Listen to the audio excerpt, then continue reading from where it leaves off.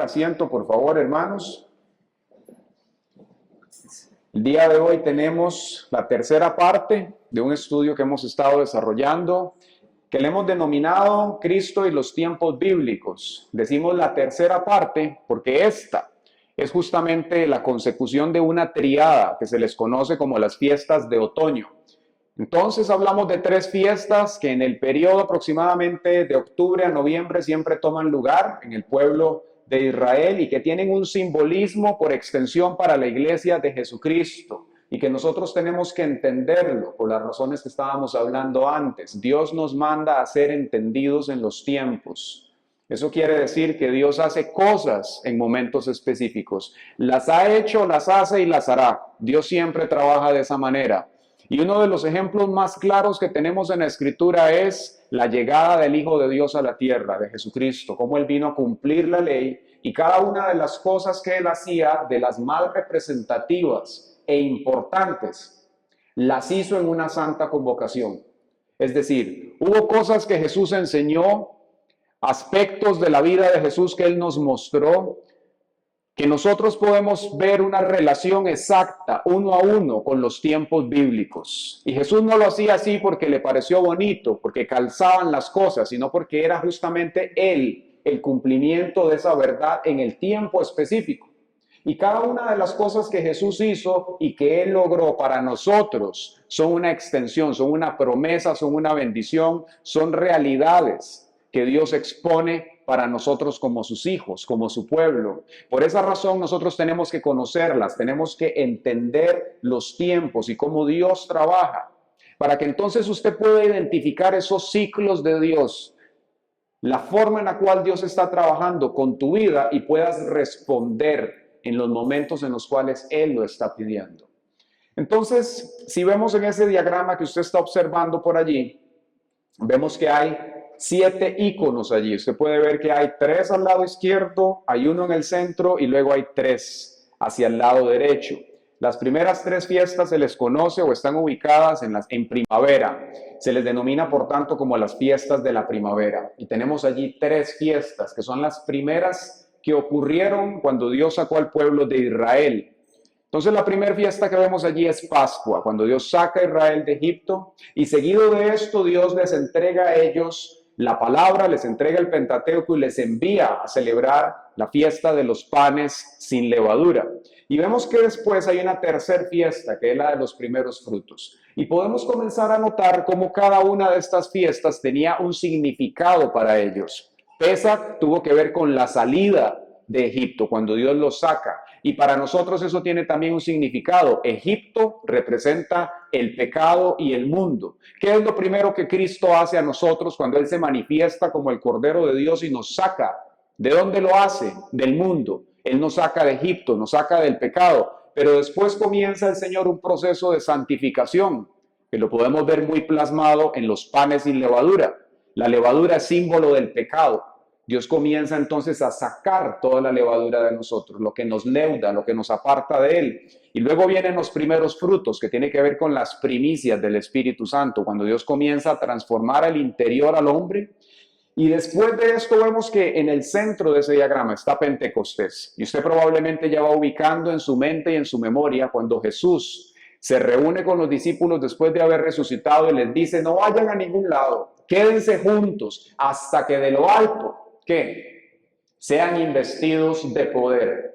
Y eso ocurre exactamente 40 días después de que el Señor les dice a ellos esto. En el día exacto que la comunidad israelita estaba reunida celebrando el día de Pentecostés, el Espíritu de Dios viene sobre ellos. Y entonces se inaugura lo que es conocido como la era del Espíritu, donde cualquier persona, ya no solamente un israelita, sino personas de la comunidad internacional, gente como usted y como yo, podemos recibir el Espíritu de Dios. Eso es algo que nadie tenía en el pasado, venía de manera circunstancial, por cosas específicas, pero el Espíritu de Dios no residía adentro de ellos. Esas 4 fiestas entonces decimos que se cumplieron en el ministerio terrenal de Jesús. Y las otras 3, que son las de invierno, se van a cumplir cuando el Maestro vuelva en el rapto, en la segunda venida por nosotros, y van a comenzar con trompetas. Y después de allí va a haber una serie de cosas que se van a ejecutar en la tierra, que hemos estudiado esas otras dos. Para los que quieren verlas, hoy vienen por primera vez, ya están en el canal de YouTube. Hoy entonces nos vamos a enfocar en la última, que usted ve en ese gráfico allí en amarillo, que se le conoce como tabernáculos. Y aquí apunta tabernáculos. Bueno, tabernáculos es la séptima fiesta en ese orden, de esa hoja de ruta, de ese plan de redención y de salvación. Tabernáculos es la última, es decir, es lo último que Dios hace para el pueblo, pero también es la inauguración de algo. Si nos damos cuenta, es la número 7, pero también está después del inicio del año.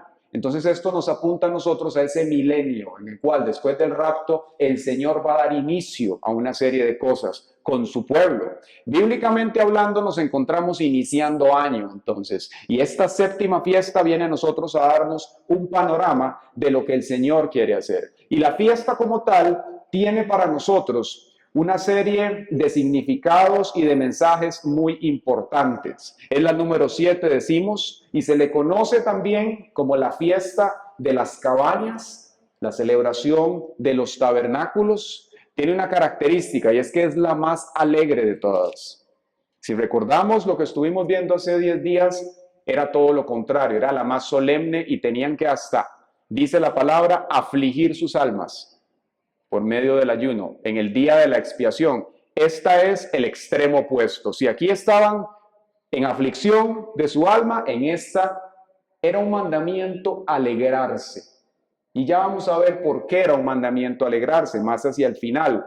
Al principio de esta enseñanza vamos a hablar de aspectos técnicos de lo que es la fiesta de los tabernáculos y después vamos a ir hacia lo que representa para nosotros, la relevancia de lo que esta fiesta transmite y cómo ella fue justamente el contexto en el cual Jesús vino a dar una enseñanza valiosísima para nosotros como hijos suyos. Hay 3 textos bíblicos que vienen a darnos a nosotros el marco de lo que es tabernáculos, cómo lo celebraban, cómo lo vivían. Voy a mencionar los 3, voy a leer de manera resumida uno de ellos. Los 3 textos son Levítico 23, del 33 al 43, Deuteronomio 16, del 13 al 17, y Éxodo 34 del 22 al 24. Yo voy a leer de manera selectiva Levítico 23, voy a leer los versículos específicos aquí que nos interesan y más adelante vamos a ver del nuevo pacto los versículos que nos competen. De Levítico 23, aquí el Señor les da, digamos que el mandamiento constituyente de esta fiesta y les dice lo siguiente. El Señor habló con Moisés y le dijo, habla con los hijos de Israel y diles que a partir del día 15 del mes séptimo y durante los 7 días siguientes celebrarán, repita conmigo, la fiesta solemne de los tabernáculos en honor al Señor. Qué maravilla, ¿verdad? Aprender a honrar a Dios. Dice, en honor al Señor. Y más adelante, en el versículo 40 al 44 dice, el primer día tomarán ramas con frutos de los mejores árboles. Utilice su imaginación para ver y pensar todo lo que Dios les estaba pidiendo acá y después conectar eso con un pasaje que probablemente usted conoce del nuevo pacto y que ahorita lo vamos a mencionar.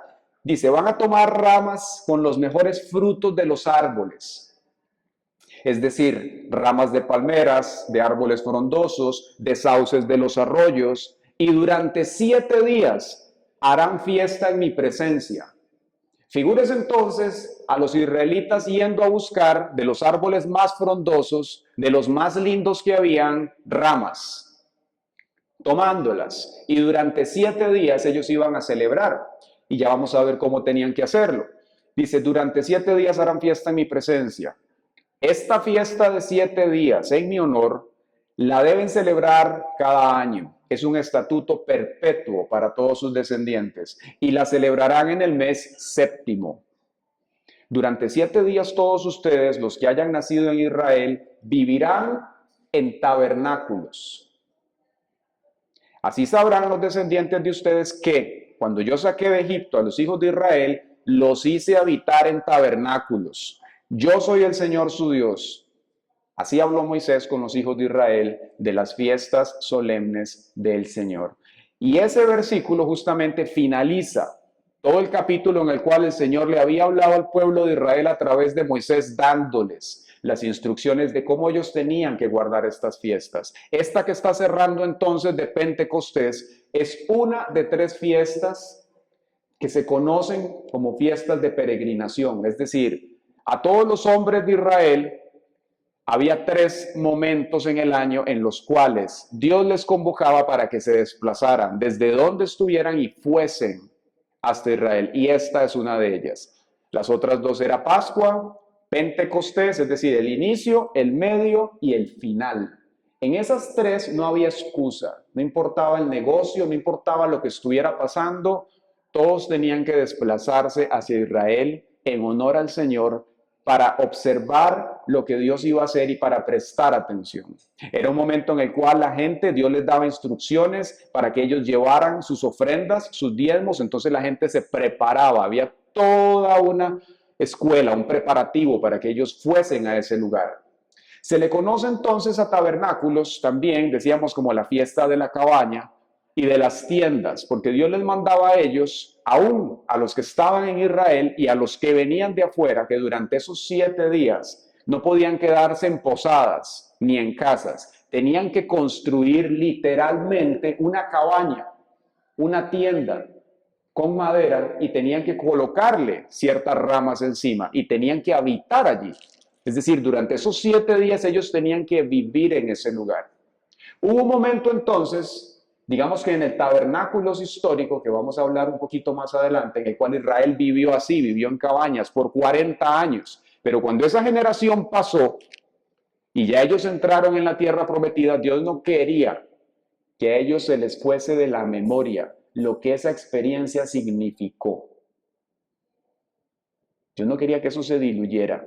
Entonces Dios estableció de una manera muy asertiva e inteligente esta fiesta, así al final y principio del año, para que fuese para ellos un reminder, un recordatorio todos los años para sus generaciones, viviendo 7 días a la intemperie, para que ellos recordaran y tuviesen muy claro y muy presente quién es Dios y cómo trabaja el Señor.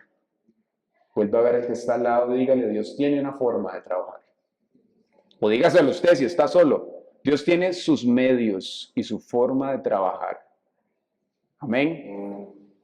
Él tiene su forma y a veces nos encanta. Qué lindo es cuando Dios nos bendice, ¿verdad? Amén, aleluya. Y ahí todo el mundo aplaude y levanta las manos y gloria a Dios.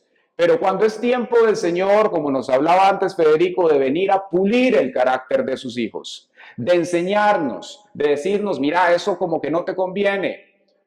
Allí el Señor con los que ama, amén, con los que ama, dice que Él al que ama disciplina, Él se involucra. Y muchas veces no nos va a gustar, porque el Señor sabe lo que nos conviene. Y cuando nosotros somos humildes y somos sabios, entonces Él trabaja con nosotros y también somos un barro suave. Él nos forma. Nosotros le permitimos a Él trabajar, nos dejamos por Dios ser formados, llevados hasta la estatura del varón perfecto. Quiera Dios que nosotros todos seamos así. Entonces ese era el mandamiento, tenían que vivir 7 días allí, pasaban más cosas, ahorita las vamos a observar, pero ¿cuándo acontecía? Ya hablamos un poco de esto, ocurría en el mes bíblico que se le pronuncia o se le conoce como Tishrei, el 15 como tal, era en el otoño de ellos, aproximadamente en nuestro noviembre y diciembre, 5 días después del Yom Kippur, en la estación lluviosa. Y ellos oraban por esas lluvias, porque la lluvia era bendición o es bendición para la humanidad. Era un mandamiento que las 24 clases sacerdotales de los levitas, es decir, todos ellos, tenían que asistir a esta celebración, tenían que ministrar y tenían que estar allí presentes durante esos 7 días que el Señor les había enviado. Hay además de este registro en la Biblia en el cual Dios les enseña cómo hacerlos, un espacio histórico bíblico en el cual vemos que justamente en Tabernáculos Dios usó esta celebración para inaugurar el templo de Salomón. Lo cual es muy importante, porque nos dice la Escritura que cuando ese templo se inauguró, eso está en 2 de Crónicas 7, dice lo siguiente: cuando Salomón terminó de orar, de los cielos, escuche lo que dice aquí, de los cielos descendió fuego y consumió el holocausto y las víctimas, y la gloria del Señor llenó el templo. Qué casualidad que Dios se le ocurra mandar a David años antes a recopilar oro, plata, bronce, piedras preciosas. Dijese que David era un hombre conforme al corazón de Dios, pero le dijese: usted derramó mucha sangre con sus manos, no va a construir usted ese templo, lo va a construir su hijo. Y de manera coincidental, todo ese recurso que David acumuló, justamente las cosas se armonizaran para que en ese tiempo se inaugurara semejante templo, el templo que mostró la mayor gloria del Señor, donde se derramó el fuego y el poder de Él, al punto que dice que los sacerdotes, dice lo siguiente: los sacerdotes no podían entrar al templo del Señor porque su gloria había llenado el templo. ¿Se imagina usted lo que es llegar usted al culto y no poder entrar porque hay tal presencia de Dios que uno no puede entrar? Qué impresionante que el Señor nos lleve a eso. Es decir, Dios de nuevo trabajando en sus tiempos y haciendo las cosas como solamente Él sabe. Ahora, ubiquémonos por un momento en lo natural. Aquí estamos viendo todo el marco histórico y las instrucciones de lo que pasaba. Esta fiesta de Sukkot representaba para ellos ciertas complicaciones. Imagínese usted estar en su casa, tal vez, no sé, a 20 millas, 50 millas del tabernáculo, y llega el día en el cual usted tiene que desplazarse. Tiene que ir hasta Israel, tiene que hacer una peregrinación, tiene que ir con su familia, llegar y en ese momento armar una tienda para ponerse a vivir allí a la intemperie durante 7 días. Es decir, no era algo como muy agradable. No era que le estaban diciendo: vea, Luis, lo vamos a llevar al Four Seasons y allí usted va a llegar y le vamos a tener una música de arpa y lo va a recibir una gente y va a ser maravilloso el espacio. No. A veces caminar con Dios requiere ciertas incomodidades para nosotros. ¿Y por qué? Porque Dios quiere incomodarnos. No, porque a veces eso es útil para llamar nuestra atención. Cuando todo está muy cómodo, cuando la bendición está, y lo que nosotros llamamos bendición principalmente, y las cosas, todo se ve bonito, las personas tienden a relajarse y a estar tranquilas. Pero cuando comienzan a tocarse ciertos intereses en nuestra vida, es allí donde la gente como que se acuerda que hay un Dios, algo está pasando. Y lo cierto del caso es que en todo tiempo, cuando estamos bien o cuando no estamos tan bien, deberíamos buscar a Dios. ¿Sí? Entonces el pueblo se desplaza a ese lugar. Tenían que llegar y a las 6 de la tarde, que es cuando empieza el día, en la Biblia así es, los días empiezan a las 6 de la tarde, se comenzaba a sonar un shofar, que lo que decía es: llegó el momento, llegó el tiempo, todo mundo congréguese, y las personas se comenzaban a mover para llegar a ese lugar y comenzaba la ceremonia, que se le conocía como la libación del agua. ¿Qué es lo que hacían? Bueno, básicamente comenzaban a arrojar agua, era todo un espectáculo visual, sacaban aguas de estanques en recipientes y comenzaban a arrojarla. Era, digamos, que una oración visual, que era lo que ellos estaban haciendo en medio de ese, digamos, acto profético. Ellos estaban pidiéndole a Dios lluvias por el año. Estaban buscando la presencia del Señor, iban todos los días el sumo sacerdote con el grupo de los levitas, los que adoraban, al estanque de Siloé y sacaban esa agua. La llevaban al templo y comenzaban a mojarlo todo, para que entonces el Señor viese su atención, su observancia del tiempo, su obediencia de lo que estaba haciendo, y entonces Dios bendijese lo que ellos hacían. No solamente lo hacían con agua, lo hacían con vino también. Había una libación de vino que ellos presentaban. Y había una serie de salmos que eran importantes para ellos. Son los que están entre el 113 y el 118. Primordialmente el 118. ¿Y por qué razón? Porque ese salmo se le conoce como un salmo mesiánico. Es decir, es un salmo que habla de la venida del Mesías, y ellos por 1500 años estuvieron celebrando estas fiestas como un ensayo, un preparativo de la venida del Mesías. Ellos anticipaban eso. Un texto específico del Salmo 118, 25, que ellos recitaban, cantaban, memorizaban y lo oraban, es el siguiente. Dice así: Señor, te ruego que vengas a salvarnos. Te ruego que nos concedas la victoria. Amén. Es decir, el pueblo de Dios es uno que entiende que sus victorias dependen de Él. No es un pueblo que se cree muy inteligente y muy capaz, aunque lo sea, es un pueblo que sabe que todo lo que puede lograr en esta vida es porque Dios le place nada más. Amén. Y tiene una dependencia de Él en todo lo que realiza. Es un pueblo humilde, es un pueblo que sabe que el Señor está con ellos y que se debe a Él, si a ti te va bien o no también, que tu vida está en consonancia con lo que Dios quiere, debería ser así en todos los aspectos. Había otra cosa que ellos hacían, que lo leímos antes, y es que ellos iban a donde estaban los árboles y comenzaban a cortar hojas de esos árboles y las traían, hojas de palmas, hojas de sauces, hojas de los ríos que estaban a ese lugar y las traían al templo, porque el Señor les había mandado en Levítico 23 que tenían que traer de esas ramas y presentarlas delante suyo. Después de esto, como se celebraba por 7 días, la siguiente noche ellos comenzaban con una ceremonia muy particular, que básicamente tenía un énfasis en la luz. Entonces, todas las luces posibles del templo tenían que encenderse, era un espectáculo visual. Imagínense de noche, la gente celebrando esto y encendían todas las luces que se pudiera en ese templo donde ellos estaban. Y eso tenía un significado para ellos. Encendían el candelabro también.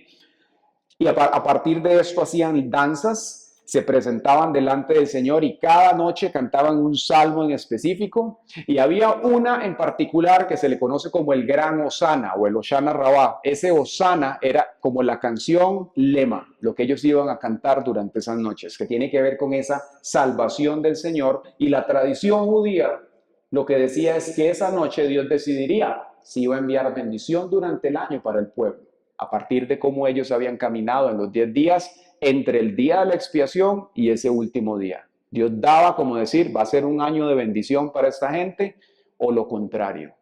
Entonces el pueblo buscaba al Señor y se alegraba en medio de lo que estaba pasando. Ahora bien, eso fue, digamos que la observancia en el antiguo pacto. ¿Cómo fue la observancia moderna? Es decir, ¿qué es lo que hace la gente? ¿Cómo lo vive hoy? Bueno, usted puede ver en esas fotos que tenemos por aquí presente, eso que usted ve, esas fotos en el margen superior izquierdo, eso se le conoce como una sukkah. Esta fiesta en hebreo se le conoce como Sukkot. Sukkot es el plural de sukkah. Entonces una sukkah es una tienda. Sukkot son tiendas o tabernáculos. Una sukkah es lo que Dios les había mandado a ellos hacer, una cabaña, una tienda. Ustedes pueden ver por aquí acá, la hacen generalmente de madera y arriba, nótese las ramitas que hay, son las ramas que Dios les había mandado a ellos a buscar. Colocaban esas ramas, forraban esa tienda y las personas tenían que irse a vivir allí. Entonces usted puede ver esta familia aquí reunida y puede verlos aquí durmiendo. Ahora, si ustedes como yo, en otro tiempo sin Cristo, probablemente al ver esa foto usted hubiera empezado a pensar, qué incómodo esto, qué difícil, cómo voy a dormir con la gente aquí pegada a la par mío, no hay aire acondicionado, ¿dónde está la refri, dónde me voy a bañar? Qué incómodo. Todo eso, ¿verdad? En otro tiempo sin Cristo. Lo hubiera pensado así. Bueno, lo cierto del caso es que Dios los mandó a ellos a por 7 días vivir en medio de esa tienda. Tenían que estar allí. Ahora, pensemos por un momento, en aquel entonces Dios los manda, ellos tenían que colocar frutas adentro, tenían que traer la comida y les dicen en Levítico 23:40, durante 7 días harán fiesta en mi presencia, en esa tienda tenían que estar. Imagínese usted la noche, el frío, pero también ver a través de ese techo con palmeras, cómo se veía el cielo. Era un ejercicio intencional que Dios les había marcado a ellos para que en esa incomodidad que estaban pasando, en ese ensayo que estaban viviendo, pensaran por un momento lo que fue para sus ancestros pasar 40 años en una mudanza constante. Pasar mudándose en el desierto por 40 años, pasar moviéndose de un lugar a otro, pasar armando esa tienda que si Dios le decía a Moisés, ahora van para allá, bueno, ahora vamos para allá. Desarmen todo el tabernáculo, tomen la tienda nuevamente y vayan allá. Busquen comida, ahora otra vez para el otro lugar, desarmen esta tienda, vayan para allá, toda la familia otra vez. Pero pensemos, ¿cómo puede ser la vida en un desierto para más de 600,000 personas? Si no fuese porque Dios está allí, podría ser una catástrofe. ¿Sí? Pensemos, ¿Cuántos de nosotros hemos hecho en algún momento una mudanza? ¿Cierto? No, que es incomodísimo hacer una mudanza. Es una cosa horrible, es terrible hacer una mudanza. Ahora imagínese usted vivir en ese estilo constantemente, irse desplazando de un lugar a otro, haciendo esto. Ellos tenían que sí o sí depender de Dios, de la provisión que Dios iba a dar en medio de un desierto, de lo que Dios les estaba hablando, de la confianza de lo que Dios estaba haciendo. Y esa experiencia que tuvo el pueblo de Israel, Dios no quería que se les olvidara. El asunto es que cuando Dios viene y nos bendice, y cuando nos va muy bonito en todo, a veces como que al ser humano se le tiende a olvidar eso. Como que se nos olvida el estilo de vida de dependencia de Dios, porque dependemos tal vez más de otras cosas. Y entonces Dios establece este tiempo para los israelitas, para que ellos recordaran durante 7 días lo que fue para sus ancestros y un pequeño reminder, así un muestreo de lo que es depender de Él. ¿Quién le da la gloria al Señor? Ese era el objetivo, uno de los objetivos primarios de aprendizaje que Dios les daba a la nación de Israel a través de esto. Decíamos que les mandó a tomar ramas de árboles, 4 tipos de árboles. Les mandaba a tomar ramas de cítricos, era lo que ellos consideraban como un árbol hermoso, ramas de palmeras, de mirto y de sauces de los arroyos. Esos 4 tipos de ramas ellos los tomaban, las armaban y constantemente oraban este salmo, el 118:25, que estábamos o que leímos antes.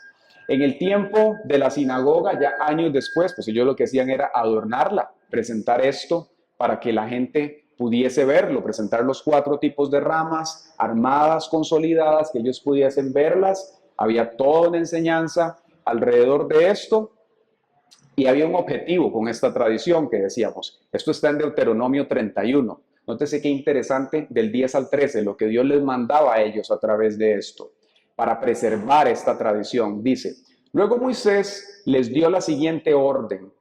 Cada 7 años, en el año de la consolación de deudas y durante la fiesta de los tabernáculos, cuando todo Israel se presente delante del Señor tu Dios en el lugar que Él escoja, leerás esta ley en voz alta.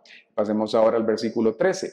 Así, después de leer la ley, así, los hijos de ellos que no conocieron esta ley, la oirán y aprenderán a temer al Señor su Dios todos los días que vivan en la tierra al otro lado del Jordán, que es a donde se dirigen para tomar posesión de ella.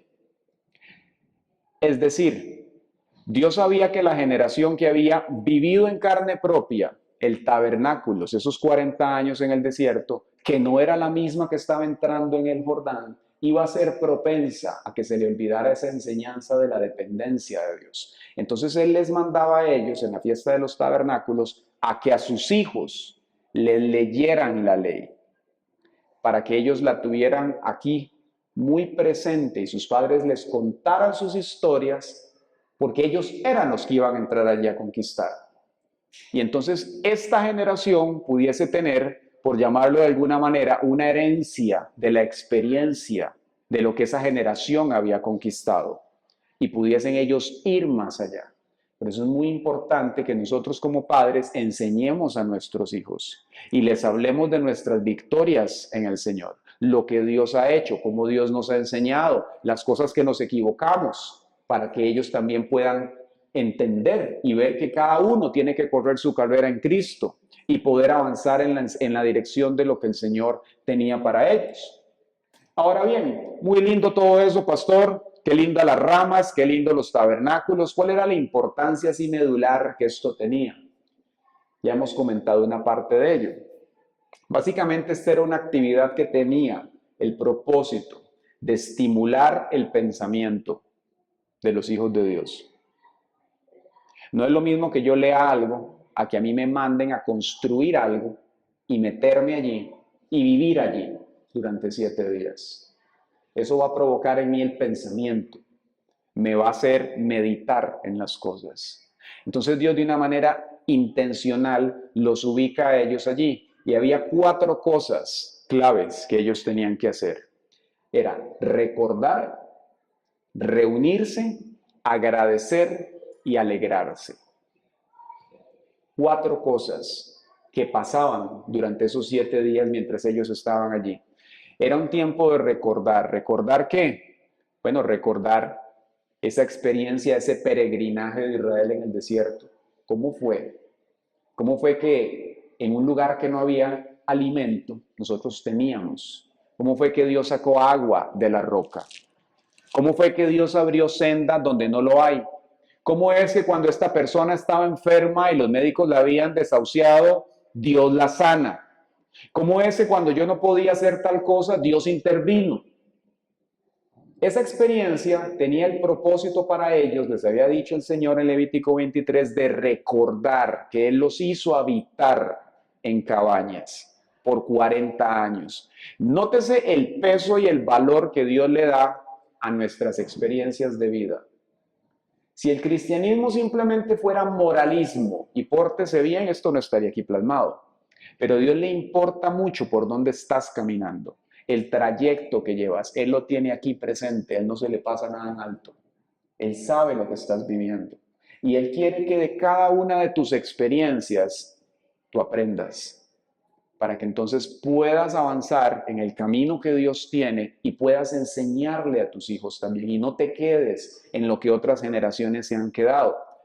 Pero era un tiempo también de reunión. Él los mandaba a congregarse, a reunirse. Los que se habían apartado de Dios, los rebeldes, era un tiempo de reunirse, era un tiempo de la cosecha. De hecho, en Apocalipsis se hace referencia a esto, ahorita lo vamos a ver. Era un tiempo de traer a los que estaban lejos a Dios, para que se reconciliaran con Él. Era un tiempo de agradecer también. Porque pongámonos a pensar, ¿cómo es que sobrevive todo este montón de pueblo en un desierto? ¿Cómo es que tú estás hoy de pie pudiendo estar muerto? ¿Cómo es que estás aquí hoy escuchando el Evangelio cuando en otro tiempo usted y yo anduvimos en otros pasos? ¿Por qué a nosotros Dios nos tuvo misericordia y hay gente que nosotros conocemos con la cual no fue así? Porque Él de quien quiere tiene misericordia. ¿Quién le da la gloria al Señor? El hecho de que usted y yo hayamos respondido y que los ojos de nuestro entendimiento se hayan abierto al Evangelio es un motivo supremo para agradecerle al Señor y decirle gracias, Señor, porque no importa si estoy atravesando un desierto, tú eres el que lleva la hoja de ruta. Tú sabes hacia dónde vamos. Tú has puesto los ojos en mí y como dice él mismo a través del profeta Isaías, él no se va a desentender de la obra de sus manos. Él sabe quiénes son sus hijos y Él camina con nosotros. Y un tiempo para alegrarse. Tenían que alegrarse, era un mandamiento. Ahora, en la sociedad en la cual nosotros vivimos, el alegrarse está muy condicionado. Entonces, si llueve, me desanimo. Si no llueve, también, porque yo quería otra cosa. Si no salieron las situaciones como yo lo había pensado, me desanimo. Pero vamos a descubrir que el alegrarse para el Señor es clave y Él lo manda para sus hijos. Tener alegría, tener el gozo. Ahora usted puede decir, pastor, pero es que yo soy un amargado. Bueno, hermano, hay una cura para eso. Hay una cura. El Señor la da y ahorita lo vamos a ver. Entonces Él les dice, durante 7 días celebrará la fiesta solemne de los tabernáculos. Y en el versículo 14 les dice, y en tus fiestas solemnes te alegrarás. Es decir, imagínese usted ir a una fiesta en la cual usted se le diga, aquí no se admiten amargados, no se admiten depresivos. Si usted va a venir, tiene que venir con una sonrisa, es un mandamiento. Vuelve a ver el que es no mentira. ¿Sí? Tenía que ir usted alegre a ese lugar, era un mandamiento. Ahora todos sonríen, ¿ve? Era un mandamiento presentarse así delante del Señor, para que entonces fuese, y nótese la intención, después de eso les dice, durante 7 días lo vas a hacer porque el Señor tu Dios te habrá bendecido en todos tus frutos, en todos tus trabajos. Por tanto, estarás verdaderamente alegre. ¡Qué maravilla!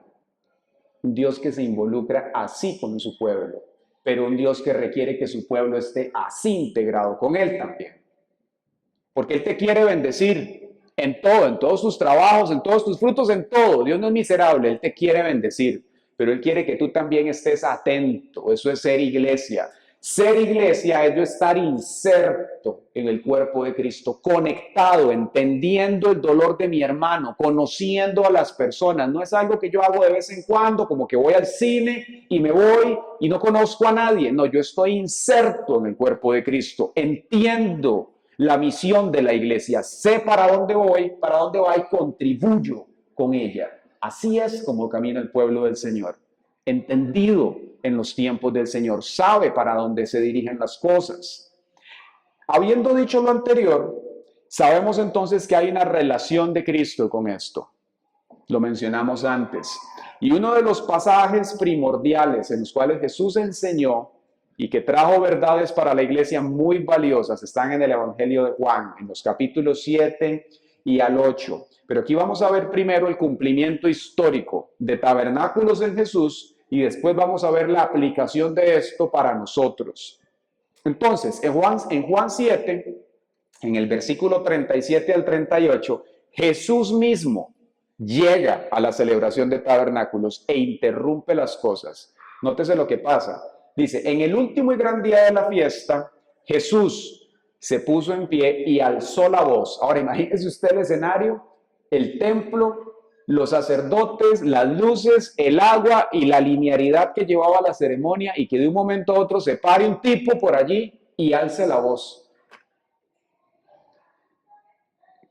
Y dice, si alguno tiene sed, venga a mí y beba. Qué impresionante.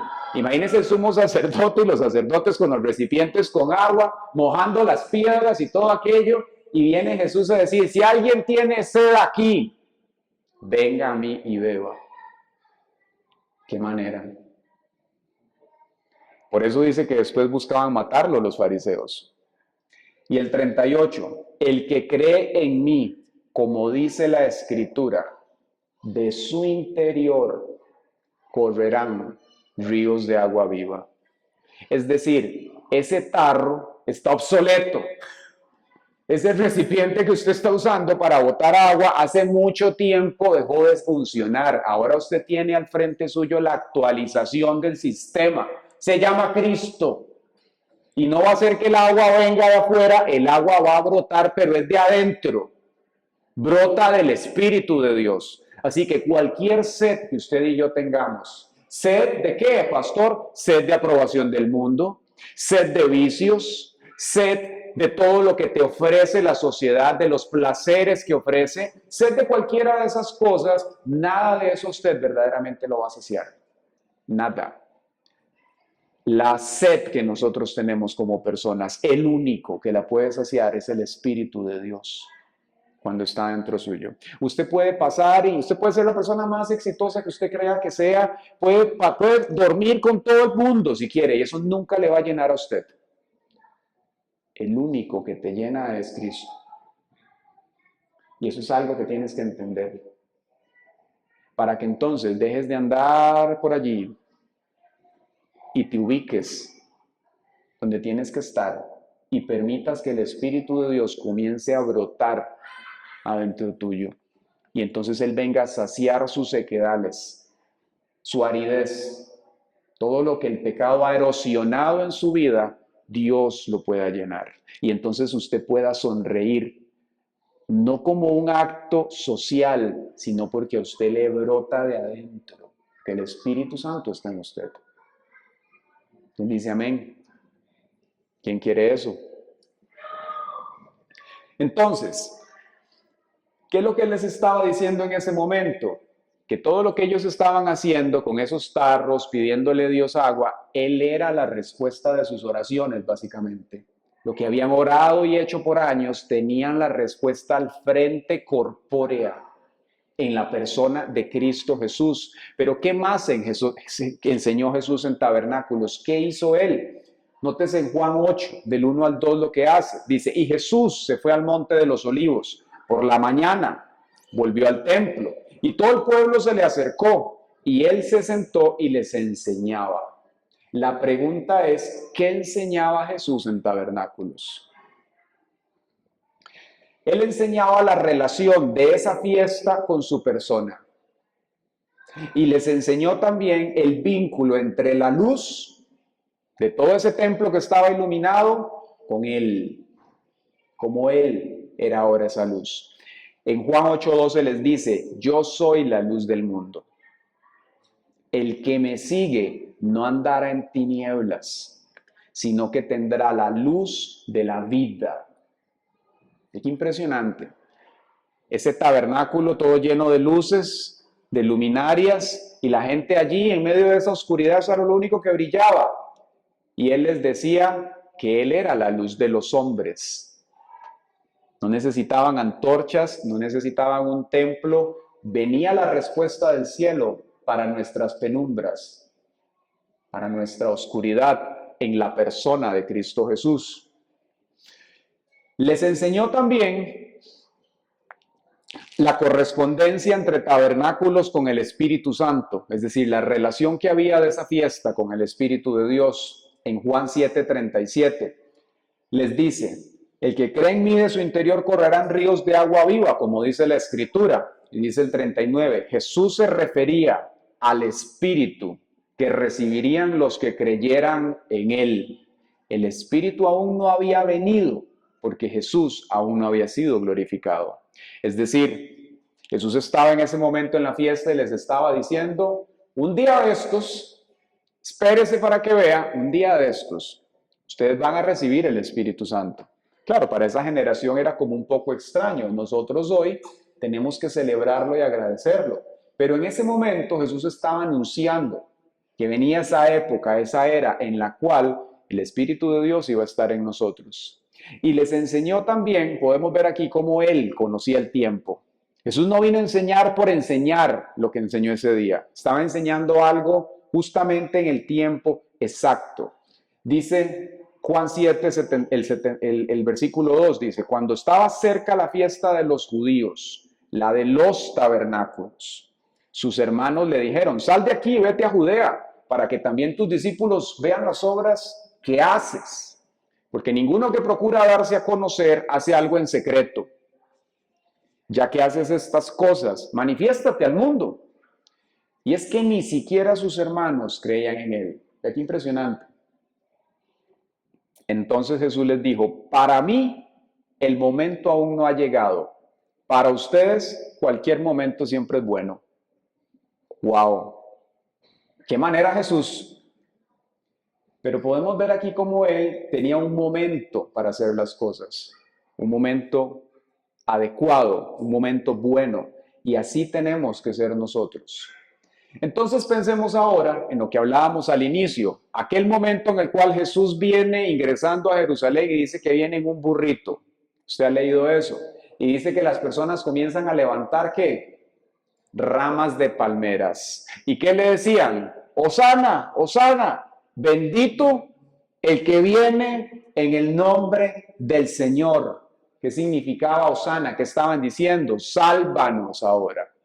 Es el tiempo del Mesías. Ven a nosotros, haz lo que has prometido. Ellos estaban viendo una parte de esa multitud allí. Estaban observando en Jesús al Mesías. Había gente que lo estaba entendiendo. Lo irónico de esto es que esa misma generación que estaba en ese momento diciendo, Hosana, bendito el que viene en el nombre del Señor. Días después estaban diciendo, crucifícalo, crucifícalo. Con Barrabás, muchos de los que estaban ahí. Qué interesante cómo no tenemos que dejarnos llevar por la multitud. Pero sí había allí un grupo de gente que había visto al Mesías y habían notado que lo que había en él era de parte de Dios y que lo que hablaba era verdad y que lo que estaba transmitiendo era para transformar el mundo. Ahora, ¿cuál es la simbología de esto al final de los siglos? Lo podemos ver en Apocalipsis 7, del 9 al 10. Dice lo siguiente, aquí está hablando Juan. Dice, después de esto vi aparecer una gran multitud compuesta de todas las naciones, tribus, pueblos y lenguas. Era imposible saber su número. Estaban de pie ante el trono en presencia del Cordero y vestían ropas blancas. En sus manos llevaban ramas de palma y a grandes voces gritaban, la salvación proviene de nuestro Dios, que está sentado en el trono y del Cordero. ¿Quién le da la gloria a Dios? Quiere decir que en ese momento nosotros vamos a ver a estos ancianos y a esta multitud y vamos a estar allí nosotros con vestiduras blancas y con ramas y demás diciendo la salvación viene, pero es del Mesías únicamente. Quien dice amén, es de él que viene la salvación. Jesús nos habla de esto entonces y podemos verlo aquí claramente, cómo Él lo va a hacer y cómo Él va a traer a su pueblo. Nos dice al final de Apocalipsis 21:3, dice, entonces oí que desde el trono salía una potente voz, la cual decía, aquí está el tabernáculo de Dios con los hombres. Él vivirá con ellos y ellos serán su pueblo. Y Dios mismo estará con ellos y será su Dios. Él enjugará las lágrimas de los ojos de ellos y ya no habrá muerte, ni más llanto, ni lamento, ni dolor, porque las primeras cosas habrán dejado de existir. Quiere decir que esta fiesta, de una manera profética, nos apunta al tiempo en el cual el Señor nos recoge de los 4 puntos cardinales, nos reúne y nos dice todo lo que pasó en el pasado, todo lo que te afectó, todo lo que te dolió, y Él comienza a lavar cada una de esas cosas de nosotros.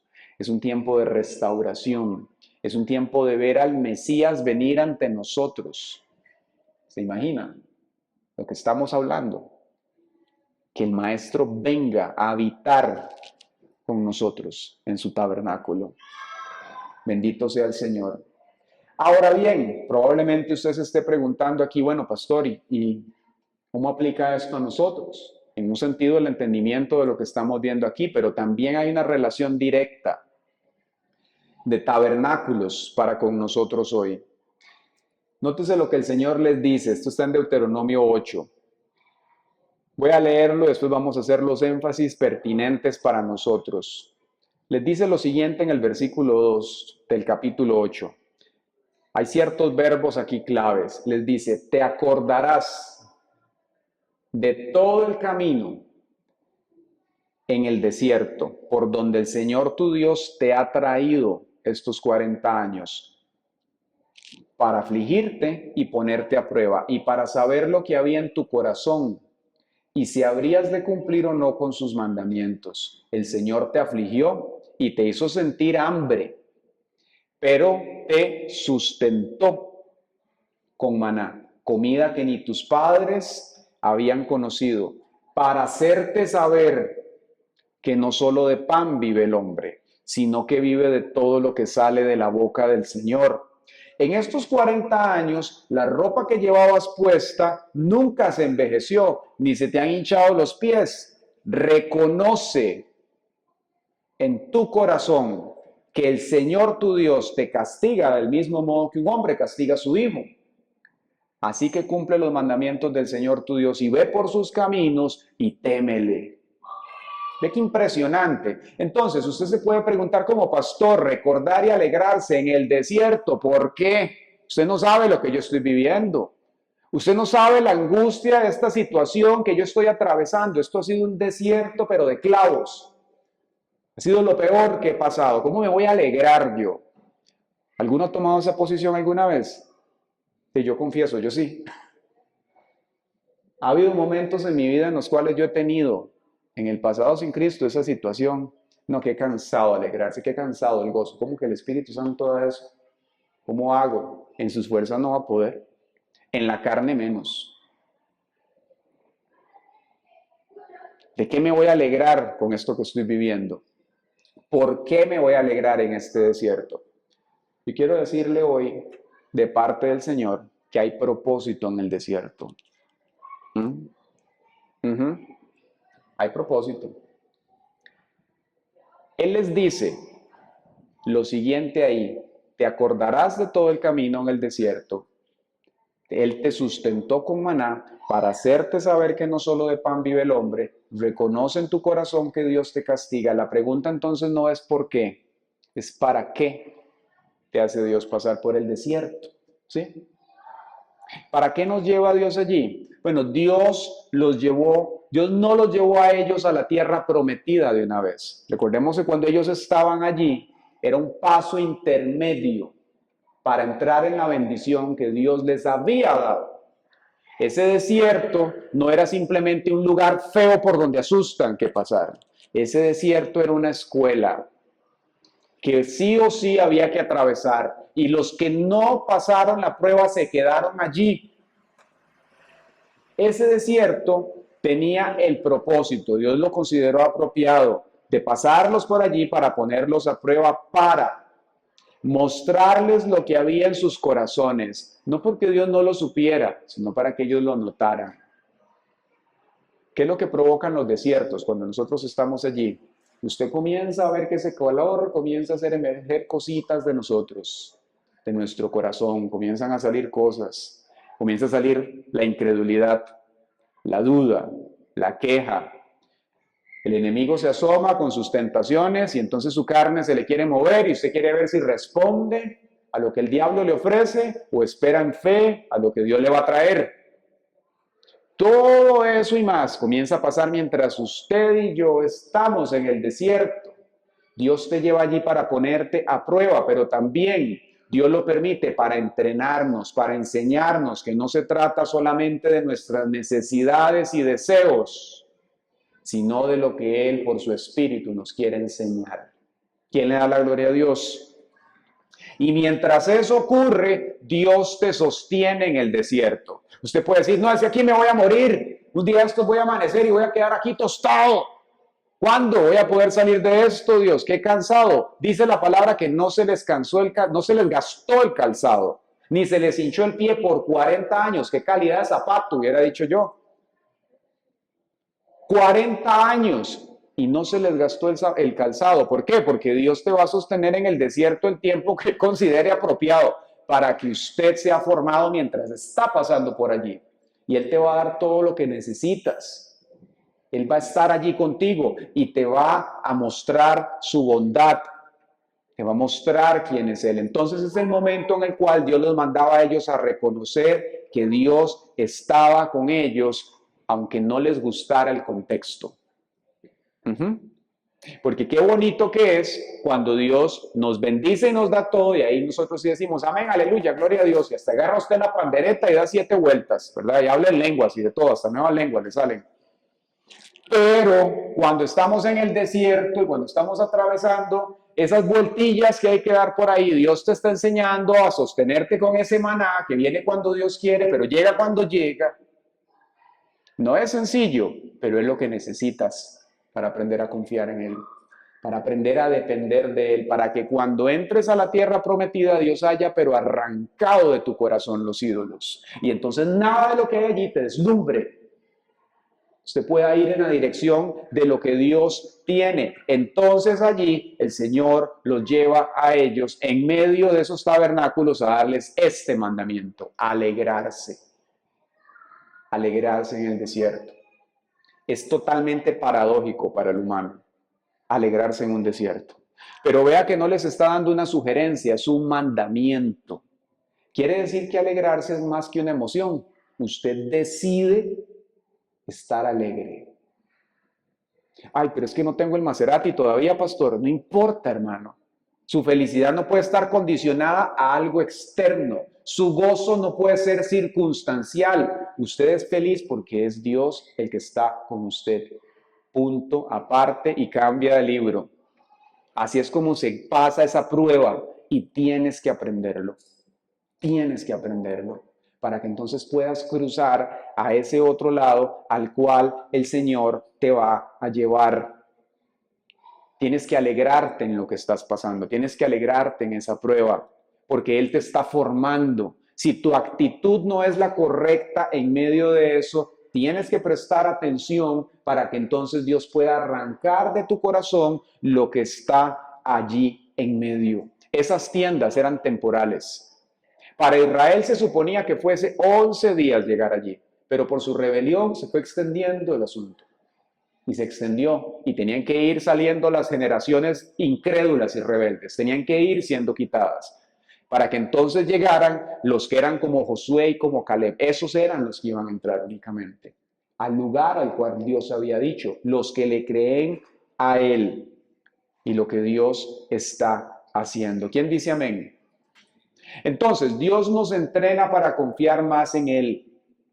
Y Dios utiliza situaciones que en ocasiones nos producen incomodidades, inseguridades, para que nosotros aprendamos que es Él el que nos sostiene.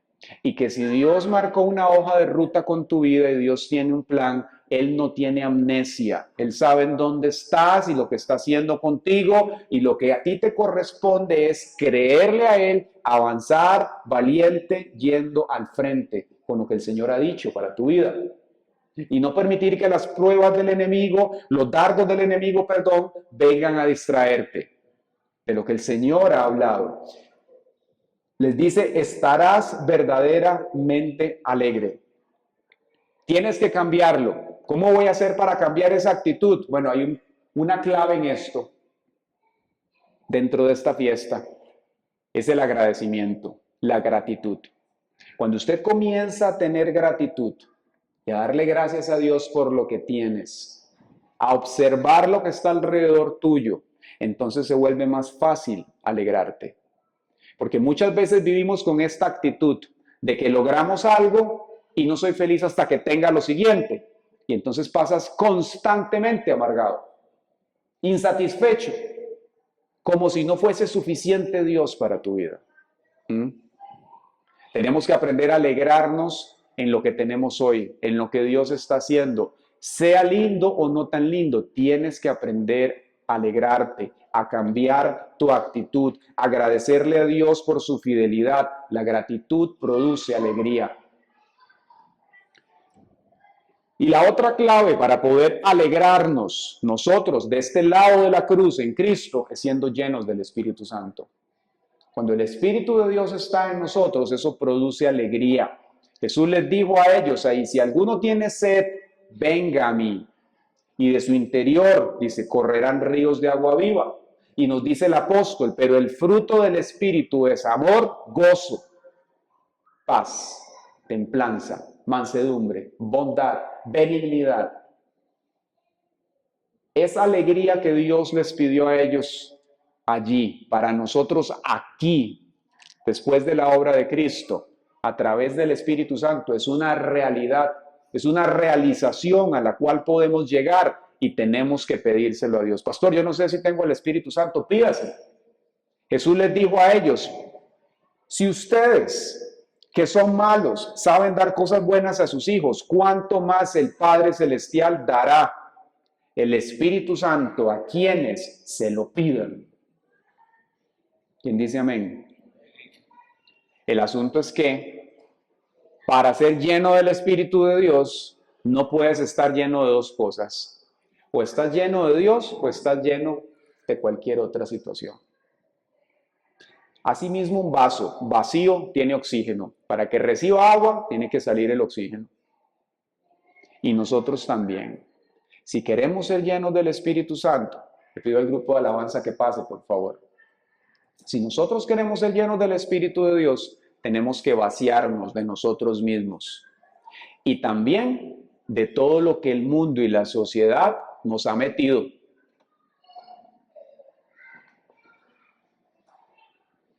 ¿Sí? Póngase de pie, hermano, vamos a orar, por favor.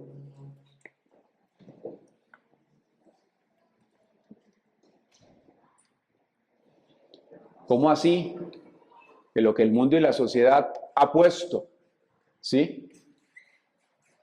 Cada uno de nosotros en nuestro caminar por esta tierra, se nos han vendido ideas, se nos han dicho cosas que han servido muchas veces como un relleno, pero no es el relleno que Dios tiene. Es más bien, yo no sé si usted lo ha experimentado, como una pega. ¿Quién ha tenido pega alguna vez? ¿Qué cosa más terrible es tener pega? Cuando uno está con pega, yo me acuerdo, yo chiquitillo comía muy desordenado y a cada rato me daba pega. Cuando uno tiene pega, usted come y todo le cae mal. Se pone como amarillo. No tiene ánimo para nada. Y si usted continúa así, eso le va deteriorando, le va afectando. No puede comer bien. Y lo mismo hace el pecado con nosotros. cuando estamos llenos de la basura que ofrece el mundo y la sociedad, eso te paraliza.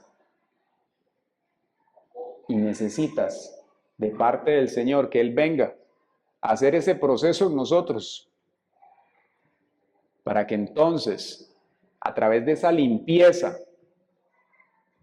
podamos sacar todo lo que el mundo puso, lo que yo mismo ingerí muchas veces y decidí meterme, vaciarnos, para que entonces el Espíritu de Dios venga y te llene. Y dice la palabra que aquel al que el Hijo libertare será verdaderamente libre. Cierre sus ojos. Yo quiero preguntarle a usted, ¿cómo están las cosas ahí adentro de su tienda? Es tiempo de recordar que es Dios el que nos ha traído hasta acá. Y no importa lo que estés viviendo, hay un plan de Dios para tu vida. Es tiempo de cambiar voluntariamente el lamento en baile. Tiempo de alegrarnos. Tiempo de cambiar esa actitud. De decidir como un mandamiento, alegrarte. Dios nos ha dado muestras de su favor. Y eso no quiere decir que no vas a atravesar un desierto, sino que Él prometió estar allí contigo en medio de eso. Es el momento de agradecer a Dios por su bondad, de ponernos de acuerdo con las bendiciones y promesas que Él ha hablado para nuestra vida, porque van a llegar en su tiempo, van a llegar, porque Dios no miente, Él no se arrepiente. Él lo que quiere de tu parte es que estés en acuerdo con Él y que camines en la dirección que Él ha dicho, que recuerdes, que agradezcas, que te alegres, que confíes y que camines, porque ese desierto es temporal. Va a llegar el momento en el cual Dios te va a llevar a ese límite y te va a decir, entra en la tierra prometida, entra en lo que yo he hablado para tu vida. Y entonces sí, vendrán otras cosas, pero tu alegría desde ahora, de manera anticipada, en fe, proféticamente, tienes que mostrarla al Señor, porque Él sigue estando en control de todo y eso incluye tu vida. Así que en esta noche, yo le voy a animar a que usted eleve su corazón al Señor y usted se ponga de acuerdo con Él y que en este momento usted le entregue al Señor todo lo que le impida a usted alegrarse, tener ese gozo de parte de Dios. Y aún aquellas actitudes y prácticas que tenemos de buscar la alegría y el gozo en otro lugar, fuera de Dios. Puedan ser las drogas, puede ser el pecado, puede ser una persona, puede ser el dinero, el éxito, lo que sea. Rinda hoy eso delante del Señor y dígale, Dios, yo rindo hoy esas adicciones, esos vicios, esos ídolos, los rindo delante tuyo, porque tú eres el dador de la vida y del gozo. Y yo decido vivir en fe la vida que tú has dicho para mí, entendiendo que tú tienes todo en tu mano. Y yo voy a vivir, Señor, para ti. Yo hoy decido hacer memoria de las veces que tú has peleado por mí, que tú has sacado bandera por mi familia, que tú me has defendido, que tú has peleado por mí, Señor. Has sido tú el que te has mostrado en el desierto, has sido fiel en cada momento, en cada prueba, has estado allí con tu misericordia, con tu fidelidad. No nos has abandonado y no lo vas a hacer. Y por esa razón, Señor, yo hoy me extiendo en fe. Yo hoy, Señor, creo en ti. Hoy decido confiar rotundamente en lo que tú has hecho, Señor. Y te entrego esas actitudes de mi corazón. Esa actitud que me lleva a estar insatisfecho, insatisfecha con todo. A ser malagradecido, malagradecida. A tener una tristeza patológica. Hoy yo renuncio a eso. Y reprendo también toda operación del diablo que haya venido a robarme el gozo. Padre, en el nombre de Jesús, hoy oramos, Señor, por esta iglesia. Estamos, Señor, presentando delante tuyo, Señor, a esta asamblea, a este pueblo, Señor, que venimos hoy a hacer un recordatorio de la obra maravillosa que tú, Cristo, hiciste en ese madero. Señor, hoy, hace 2022 años, tú estabas enseñándole a tu pueblo esto. Y hoy aquí estamos, Señor, recordando tus palabras vivas que tienen eco, Señor, en el tiempo. Y hoy, Dios mío, decidimos oír tu voz y el recordatorio tuyo de que los que creen en ti, de su interior, les brotan los ríos del agua viva del Espíritu. Que vengan, Señor, esos ríos hoy a saciar toda sequedad de tu pueblo. Que venga, Señor, el agua del Espíritu Santo hoy a lavar la aridez de nuestros corazones, a llevarse el polvo, Señor, de nuestras mentes humanas, que atrofia, Señor, la visión. Padre, en el nombre de Jesús, hoy está este pueblo aquí, hoy estamos delante tuyo, Señor, porque tú eres Dios, el agua, tú eres la vida, tú eres el tabernáculo, Señor, aquí entre los hombres, y hoy, Señor, es en tu amparo que estamos, y venimos delante tuyo, Señor, hoy con alegría, venimos delante tuyo, Señor, con alegría, para decirte, Señor, estamos suscritos a tu palabra, totalmente, Señor, en consonancia y en acuerdo con lo que tú has hablado. Y queremos, Señor, que nuestra alma refleje eso también. Que si decimos que confiamos en ti, nuestro sentimiento también, Señor, secunde lo que estamos diciendo. Y podamos, Padre, honrarte con nuestra actitud. Que podamos, Señor, honrarte recordando todo lo que tú has hecho. Que podamos, Señor, levantar tu nombre, alegrándonos, Dios, en lo que tú haces. Y agradeciendo, Dios mío, cada cosa. En el nombre de Jesucristo, Señor. En el nombre de Jesús. Señor, este año que ya ha empezado bíblicamente, sabemos que tú tienes planes para tu iglesia.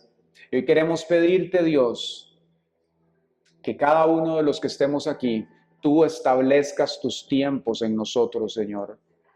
Y sabemos que esto va de la mano con entender lo que tú quieres.